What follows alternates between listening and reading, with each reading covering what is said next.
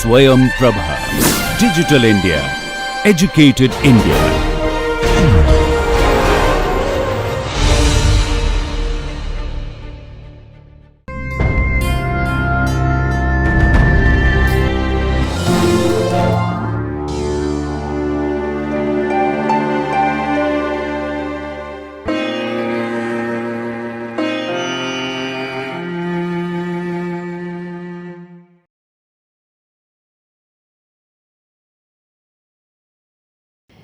Hello everyone, I am Dr. Rose, Assistant Professor, Department of Anatomy, Government Medical College, Thrissur.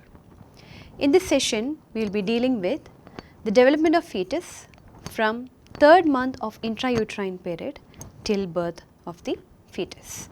So, before moving on to the topic proper, you might have heard about the term low birth weight.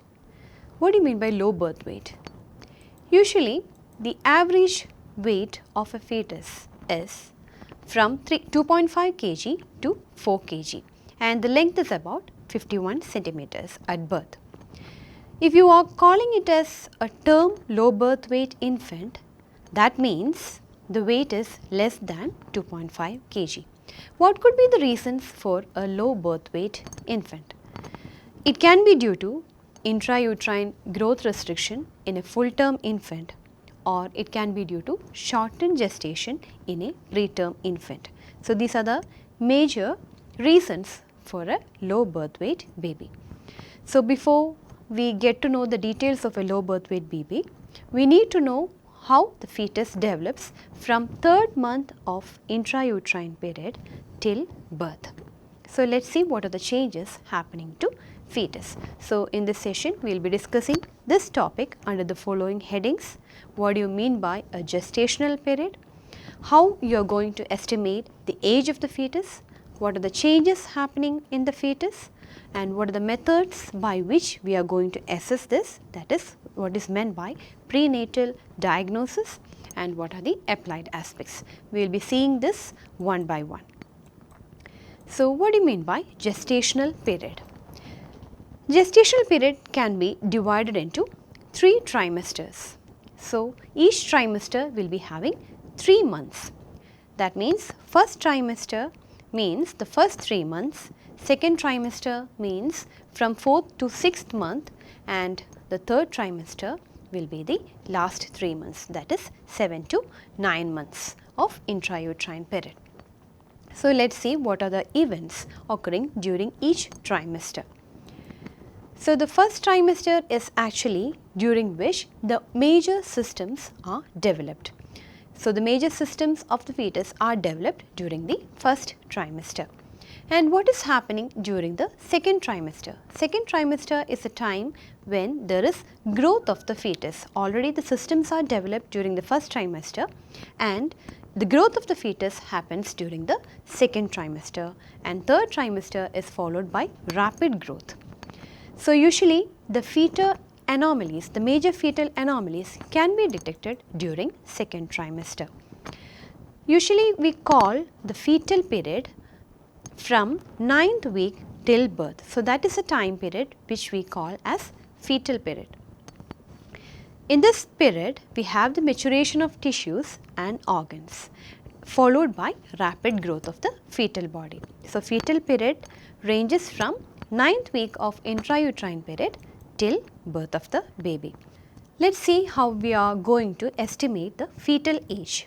So, the length of the fetus can be estimated based on some measurements. The first measurement which we are going to discuss is known as crown rump length, or CRL. How you are going to measure this? This is the measurement which we take from the top of the head or crown of the fetus to the bottom of the buttocks or rump. This length is known as crown rump length, and this is said to be the method of choice to assess the fetal age in the first trimester. Another measurement which we usually take is known as crown heel length. What do you mean by crown heel length? This is the measurement taken from crown of the head to the heel of the fetus. That means we will start from the crown, we will reach the rump, then to the knee, and then to the heel. So, this is actually said to be equivalent of standing height in older persons. This is known as crown heel length. Now, how will you calculate this crown rump length and crown heel length? Usually it is with the help of ultrasound. So, ultrasound measurements will be giving you the crown rump length and crown heel length. So, crown rump length estimation will help you to know the size of the fetus, the probable age of the fetus and the expected date of confinement. So, these are the major important information which you will be getting just by assessing the crown rump length, that is the size of the fetus, the probable age of the fetus and the expected date of confinement. Let us see how we are going to discuss the duration of pregnancy or how we are going to calculate the duration of pregnancy. The normal gestation period is known as 40 weeks or 280 days after the last menstrual period. That means the first day of last menstrual period plus 9 months plus or minus 7 days. That is how we calculate the normal gestation period, that is 40 weeks or 280 days after the last menstrual period. There is another classification that is known as 266 days or 38 weeks after fertilization. So, this is actually calculated from the point of fertilization till birth of the baby, and this is actually 2 weeks shorter than the previous calculation. But this is an easy method because we will be able to know the first day of the last menstrual period from the lady, but the time of fertilization we will be able to know only by the help of ultrasound. So, this is the usual calculation which we follow, that is if we know the first day of the last menstrual period, just add 9 months and plus or minus 7 days, you will be getting the date of confinement, the expected date of confinement. But this is actually the intrauterine period life which the fetus will be having after fertilization, that is 266 days or 38 weeks after fertilization. So, this is actually the fertilized zygote and this is a newborn. So, this duration is only 266 days or 38 weeks, but if you are calculating from the first day of last menstrual period till the birth of the newborn, this will be actually 280 days or 40 weeks, that is 2 weeks more than the previous calculation, and this is actually calculated by adding 9 months plus or minus 7 days to the first day of last menstrual period. Now, going to the basic measurements in order to calculate the duration of pregnancy, they are biparietal diameter, head circumference, abdominal circumference, the length of femur, the fetal length can also be calculated by knowing the foot length which usually correlates with the crown rump length, and the weight of the fetus. So, these are the basic measurements which we will be seeing when you do a ultrasound examination. So, biparietal diameter means if you know the distance, the imaginary distance between two parietal prominences, that will give you the biparietal diameter, and the head circumference will be the circumference at the head, and the abdominal circumference will be here, and you will be also able to measure the length of the femur and also the length of the foot. Now, what are the changes you expect in the fetus? We have already discussed that the fetal period is from 9 weeks of intrauterine period till birth. Let us divide this whole period into groups of 4 to 5 weeks duration, so that we can discuss the changes happening to fetus in a better way. So, the first period is from 9 weeks to 12 weeks. What are the changes you expect? In this time, you will be having the fetal head of almost half the length of the crown heel length. The body length will be increasing rapidly in this period. The face is formed and the primary ossification centers appear. So, this is the first duration which we discuss in the fetal period, that means 9 weeks to 12 weeks. And in this period again the upper limb will be having the relative final length. The lower limbs will be somewhat shorter. The external genitalia will be differentiated. and the physiological umbilical hernia will be almost reduced by the end of 10th week or early 11th week. In this period again, erythropoiesis shifts from liver to the spleen. By the end of 12th week, the erythropoiesis, whole process will be shifted from the liver to the spleen. These are the events which are happening during the first lot, that is from 9 weeks to 12 weeks, and by the end urine will be discharged into the amniotic fluid. Let us see the next portion, that is from 13 weeks to 16 weeks. What are the changes happening to the fetus from 13 weeks to 16 weeks? Here again there is rapid growth for the fetus. The limb length and movement will be increasing, but still the quickening is not felt by the mother, and the bones become visible in a USG. If you do USG in this period, you will be able to visualize the bones, and if it is a female, primordial ovarian follicles will be formed. The sex of the fetus can be determined at this stage, that is, if you are doing a USG by 12 to 14 weeks of intrauterine period, you will be able to determine the sex of the fetus. And again in this period, the eyes and ears are positioned. So, this is the period which we just discussed, that is from 13 to 16 weeks. Now, we are moving on to the next period, that is 17 to 20 weeks of intrauterine period. What are the changes happening to the fetus during this period? So, let us see.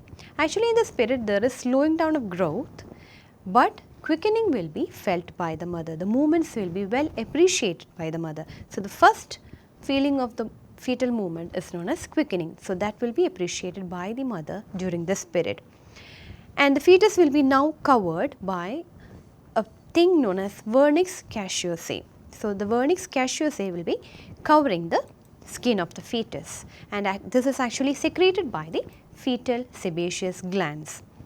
The fetus will also be covered by fine hair that is known as lanugo. So, lanugo will be actually helping to hold the vernix caseosae in position. Brown fat is also formed during the end of this period. Let us move on to the next session, that is the 21 to 25 weeks of intrauterine period. So, let us see what are the changes happening during this period, that is from 21 weeks to 25 weeks of intrauterine gestation. This is again a period where the fetus gains rapid weight, that is rapid weight gain is happening during this period, and the skin is actually pink to red in color. There will be rapid eye movements during this period, especially during the 21st week, and the type 2 pneumocytes will be secreting surfactants by almost 24 weeks of intrauterine period. Now, we are moving on to 26 to 29 weeks of intrauterine period. What are the changes happening to the fetus during this period, that is from 26 to 29 weeks of intrauterine period? The fetus is said to be viable if it reaches this period, that is, even if birth happens, the fetus will be able to survive in the outside environment. The CNS controls breathing and body temperature, so that the breathing and body temperature will be controlled by the central nervous system. The erythropoiesis will be happening in the bone marrow. So, the bone marrow is said to be the major site of erythropoiesis during 26 to 29 weeks of intrauterine period. And again, the fetus will be able to open its eyelids. Eyelids will be opened by 26 weeks, and toenails will also be present. Now, let us move on to 30 to 34 weeks of intrauterine period. What are the changes happening during this period? The pupillary light reflex will be present. The fetus will survive if born prematurely, that is, if it is less than 32 weeks, it will not be able to survive, as it is that in that case of a term infant, but if it is more than 32 weeks, it is almost term, because the surfactants are already produced and the fetus can survive in the external environment, but the fetus will be viable if it is in the previous period, that is almost by 24 to 26 weeks, the fetus is said to be viable, but the fetus will be able to survive if it is born prematurely during this period, 30 to 34 weeks. Now, we will move on to the next period, that is 35 to 38 weeks. What are the changes happening to the fetus from 35 to 38 weeks? During this period, the fetuses will be developing firm grasp and it will be oriented to light. The head and abdominal circumferences are almost equal, and later what happens is the abdominal circumference will be more than that of the head circumference. And what is happening at full term? Full term, the CRL, that means the crown rump length, estimated as 360 millimeters. The weight is expected to be 3.5 kg, and the male fetuses are said to be a bit longer and they weigh more than the female fetuses. And it is said that the testis will be reaching the scrotum at the time of birth, that is, for a full term the testis will be reaching the scrotum. Now, let us see what are the methods which we use in order to assess the conditions of the fetus, that is what is meant by prenatal diagnosis. The first and foremost method is ultrasonography, the easiest one available. Then we will be going for a maternal serum screening. Then we will go for chorionic villi sampling, amniocentesis, the fetal blood sampling, this is otherwise known as percutaneous umbilical cord blood sampling. We will go for pre-implantation genetic diagnosis and cardiotocography. These are some of the methods by which we assess the development of the fetus. First, let us see what do you mean by ultrasonography. This is said to be a non-invasive method using high frequency sound waves. This can be done through the abdomen as well as through the vagina. You call it as transabdominal or transvaginal. The features assessed with the help of ultrasound are the fetal age and growth, whether it is a single fetus or multiple gestations. What about the presenting part of the fetus, whether there is any congenital anomaly, whether there is any uterine anomalies. You can also assess the amniotic fluid assessment. You can assess the position of placenta.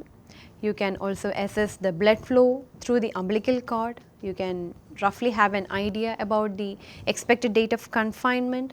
You can also assess the pelvic cavity, whether there is any case of contracted pelvis or cephalopelvic disproportion. All these things can be assessed with the help of ultrasound. The fetal age can be calculated based on the measurements of crown rump length during 5th to 10th week of intrauterine period. Biparietal diameter of the skull can also be assessed for calculating fetal age. The other measurements which we look for in order to assess the fetal age are the femur length and abdominal circumference. The congenital anomalies which we can detect with the help of ultrasound are: 1. The neural tube defects, mainly anencephaly. We can also detect the CVS malformations like the valvular defects, the septal defects. We can assess the facial defects like cleft lip, cleft palate. We can assess the abdominal wall defects like if there is any case of omphaloceal or gastroschisis. And in case of Down syndrome, you can look for the nuchal translucency. These are the major defects which we usually come across during our routine antenatal checkup, and all these things we can actually pick with the help of ultrasound. Now, what do you mean by maternal serum screening? There are some components which we look for in the maternal serum in order to diagnose some clinical conditions. The first and foremost is serum alpha fetoprotein. Serum alpha fetoprotein is actually produced by the fetal liver during 14 weeks of intrauterine period, and this actually reaches maternal circulation through placenta. And there are conditions where you get increased level of alpha fetoprotein, and there are conditions where you get decreased levels of alpha fetoprotein, and based on this you can suspect some of the clinical conditions. So, what are the clinical conditions you expect when there is an increased level of alpha fetoprotein? So, the defects which you expect are the neural tube defects, the sacrococcygeal teratoma, abdominal wall defects like omphaloceal gastroschisis, bladder exstrophy, amniotic band syndrome, intestinal atresia. So, in all these conditions it is said that there is an increase in the alpha fetoprotein. And when will you get a decreased level of alpha fetoprotein? In case of Down syndrome, in case of trisomy 18, in case of triploidy, and in sex chromosomal anomalies. On all these conditions, it is said that the alpha fetoprotein will come down and there will be a decreased level of alpha fetoprotein. Another interesting thing is known as triple test or Kettering or Bart's test. So, what do you mean by a triple test? This is actually a screening test usually done in second trimester of pregnancy, that is from 15 to 18 weeks of intrauterine period. And this is actually done to rule out the chromosomal anomalies as well as neural tube defects. So, what are the components which you look for in a triple test? You look for the alpha fetoprotein, you look for the unconjugated estriol, and you also look for the beta HCG levels. So, if you are going to look for all these three components together, you call it as triple test or Kettering test. And what are your interpretations based on this test? In case of trisomy 18, otherwise known as Edwards syndrome, all the values will be low. If you look for alpha fetoprotein, it will be low. If you look for unconjugated estriol, it will be low. And if you look for beta HCG, it will be low. So, all the three values will be low in case of trisomy 18 or Edwards syndrome. And what do you mean by Down syndrome? Or what are the interpretations which you can make out by measuring these three values in case of Down syndrome? So, in Down syndrome, the HCG level will be high and alpha fetoprotein and unconjugated estriol will be low. So, this is the interpretation which you can make out in case of Down syndrome. Now, let us see another mode of investigation which we do, that is known as chorionic villus sampling. What do you mean by chorionic villus sampling? Chorionic villi means from the placenta. So, what are you going to do in a chorionic villus sampling? You are going to insert the needle into the placenta. So, you can reach the placenta either through the abdominal wall, here it is actually done through the abdominal wall, or you can reach the placenta through the vagina. So, it can be done trans-abdominally as well as transvaginally, and you can guide the needle with the help of an ultrasound transducer. And you usually take 5 to 30 milligram of the tissue is aspirated with the help of a needle, and this is cultured. And what are you going to look for? Usually this is done during 10 to 11 weeks of intrauterine period, and from the culture you can have a genetic analysis and you can rule out the chromosomal abnormalities. So, genetic analysis is done from the DNA cultured from the chorionic villi to rule out chromosomal anomalies. And what do you mean by amniocentesis? Here again, this is also an invasive procedure like the chorionic villus sampling.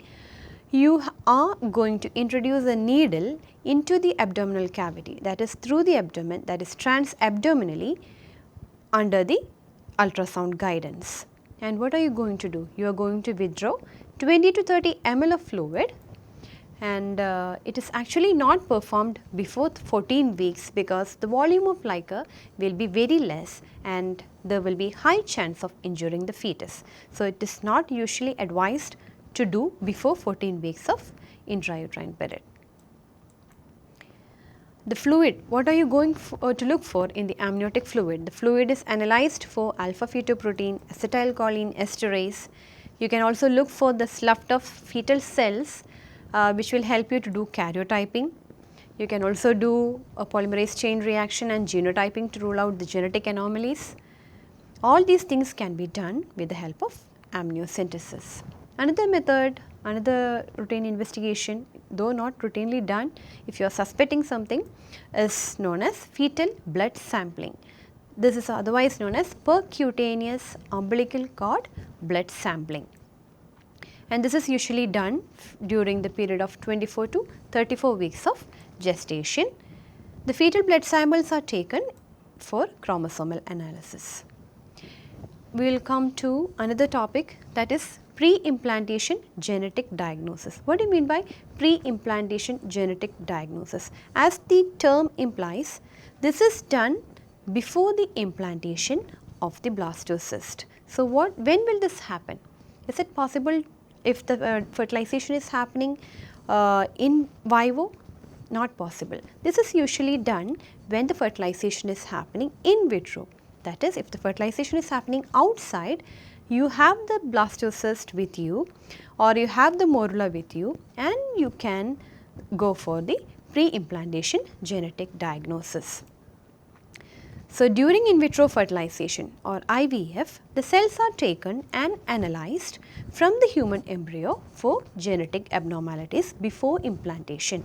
That means you have the fertilized cells and you are individually taking out these cells and looking for any chromosomal anomalies. And if you are having abnormal cells, you are not allowing them to get implanted, and you are allowing only the normal cells to implant within the uterine cavity, and this will prevent genetic disorders from being passed on to the child. So, this is actually what is happening during pre-implantation genetic diagnosis. Another method is known as cardiotocography or CTG. And what are you planning to do with CTG? This actually records the uterine contractions during pregnancy.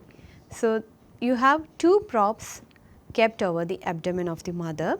One probe is to detect the uterine contractions during pregnancy, and another probe is to detect the fetal heartbeat, and you will get the recordings from the CTG machine as cardiotocograph. So, the recordings are mainly for the uterine contractions during pregnancy as well as for the fetal heart sounds. This is usually done in third trimester to monitor the fetal well-being. Coming to the clinical aspects, we have already discussed about a low birth weight infant. The average size we expect at term is from 2.5 kg to 4 kg, and average length is 51 centimeters.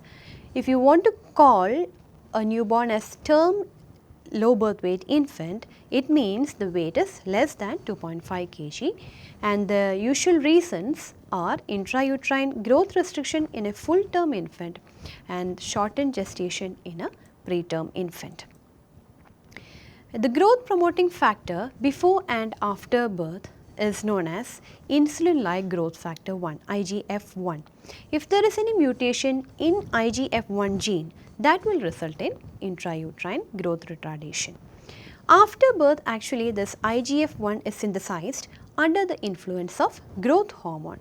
So, if there is any mutation in growth hormone receptor, that condition is known as Larenz dwarfism, and this will be having short stature as well as blue sclera. So, Larenz dwarfism consists of short stature as well as blue sclera, but there won't be any intrauterine growth retardation since the IGF-1 during prenatal period is not under the control of growth hormone. So, in case of growth hormone deficiency leading on to Larenz dwarfism, that child won't be having any signs of IUGR because the insulin-like growth factor 1, which is deciding the growth inside the uterine cavity, is not under the control of growth hormone. So, to summarize, we have discussed about the gestational period, how we are going to calculate the gestational period from the point of fertilization as well as from the point of the first day of the last menstrual period, how you will be assessing the fetal age based on the different measurements which you can take with the help of ultrasound, what are the changes happening to fetus from the 9th week of intrauterine period till birth. We have just divided it into groups of 4 or 5 weeks, and we have assessed what are the changes happening to the fetus in each group. We have seen the different modes of assessment, that is prenatal diagnostic methods, which we usually come across during the antenatal periods or checkups, and some of the applied aspects. So, this is all about the development of fetus from 3rd month till birth. Thank you.